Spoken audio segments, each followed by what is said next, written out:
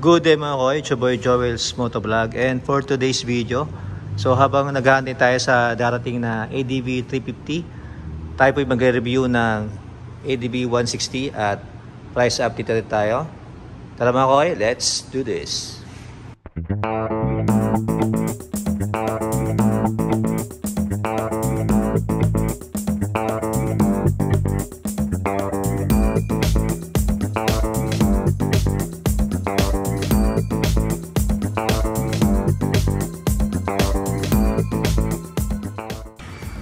Ayan mga idol, so start tayo sa kanyang engine. Ito po ay 4-stroke, 4-valve, single overhead cam, liquid cooled at naka ESP plus. Displacement is 157cc, maximum power 11.8 kW at 8,500 RPM. Maximum torque is 14.7 Nm at 6,500 RPM. Bore stroke 60 by 55.5 mm. Compression ratio is 12.0:1. Fuel system is PGM FI. Sa kanyang front tire is 110 by 80 by 14, tubeless at naka hydraulic disc with ABS at naka 2-piston caliper. At sa likuran naman is 130 by 70 by 13, tubeless at naka hydraulic disc with single piston caliper. Ayan, nakalinisin ng tatak mga idol. Sa kanyang fuel tank capacity na may 8.1 liters, na may fuel consumption na 45 km per liter based on WMTC. Ayan mga idol, dito tayo sa kanyang front face. Ayan, napaka-forma. Ito po ang kanyang windscreen. Ayan, napakahaba na naka-clear. Ayan. At mayroong mga bolts dito. Ayan, yung tatak ng Honda. At ito po ay adjustable. Kanyang turning signal light at kanyang daytime running light, headlight, naka all LED ng kanyang ilaw. At sa kabila meron tayo makikita ang HSPC, yung Honda Selectable Torque Control.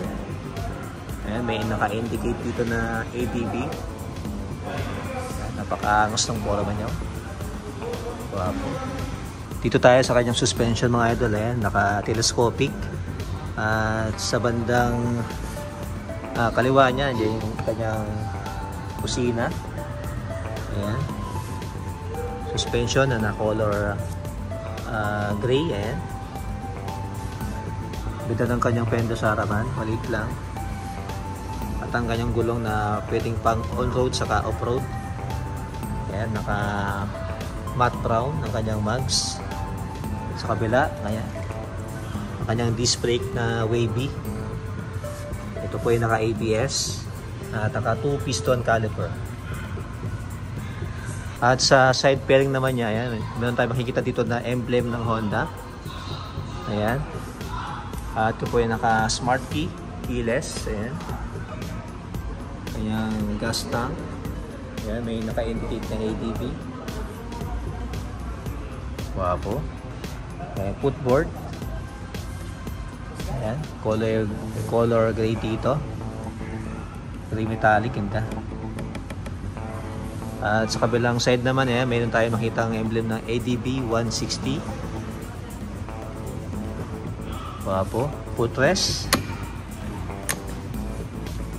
Ang kanyang radiator. Heat guard. At may tire hugger sa mga idol. Ayan. At naka-sub-tank siya po siya. Sub-tank. Ayan. Kawang Showa mga idol. Suspension niya. Dual shock. At naka-disc brake sa likod. Naka-single piston caliper na nakanisid ng tatak. Dito tayo sa kanyang tail light. Ayan. Bandang taas may nakita kayong Honda. Turning signal light, reflector and projector sa kanyang plate.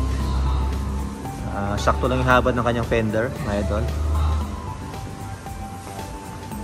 At ito kanyang CVT. And mga idol, naka ESP plus, enhanced smart power. And papo na kanyang panggilid. Center stand and side stand. Ayan mga idol yung kanyang upuan na napakalapat at malambot, naka two-tone. Ayan. Ganda ng pagkatahi niya. Oh. Ito yung kanyang grab bar na matte black. Check natin ang kanyang U-box. Ayan, napakaluwang. So ito po ay 30 liters ng kasya na kargahan. Ayan, ganda ng kanyang upuan sa ilalim. Kasya dito yung half face na helmet.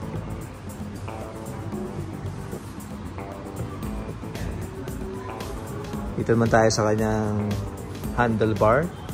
Ayan, naka matte brown yata ito. Ayan, matte brown. Sa kanyang left handle grip. Ito kanyang brake sa likuran. Brake lever sa likuran. At may high beam, low beam. Kusina at left and right turning switch. At may magandang side mirror. Ayan. At sa kabila naman, ito, kanyang brake lever sa harapan. May idling stop system.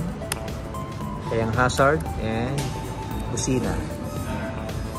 Ayan, may emblem dito ng Honda. Ayan. Dito naman kanyang digital meter panel, mga idol. At may switch dito na up and down, left and right.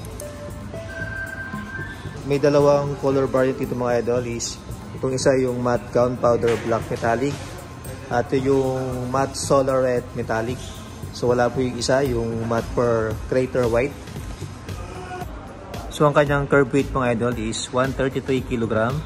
Seat height is 780 mm.